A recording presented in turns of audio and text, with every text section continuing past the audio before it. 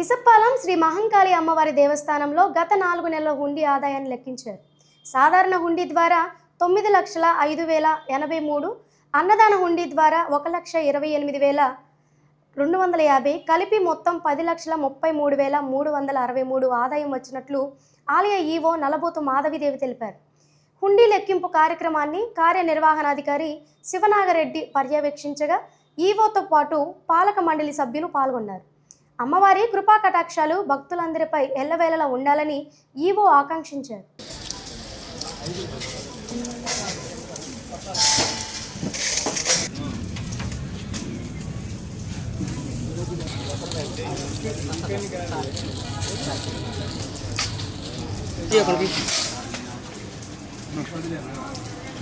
శ్రీ మహంకాళి అమ్మవారి దేవస్థానం ఇసప్పాలం గ్రామంలో ఈరోజు హుండీ లెక్కింపు కార్యక్రమం నిర్వహించబడుతున్నది.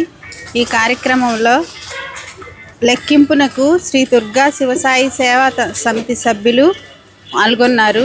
ఈ కార్యక్రమానికి సూపర్వైజర్గా శ్రీ శివనాగరెడ్డి ఈవో పేట సన్నిగండ్ల గ్రూప్ దేవస్థానంలో సూపర్వైజర్గా వచ్చి ఉన్నారు. ఈ కార్యక్రమానికి ధర్మకర్తల మండలి సభ్యులు అందరి పర్యవేక్షణలో ఈ కార్యక్రమం నిర్వహించబడుతున్నది.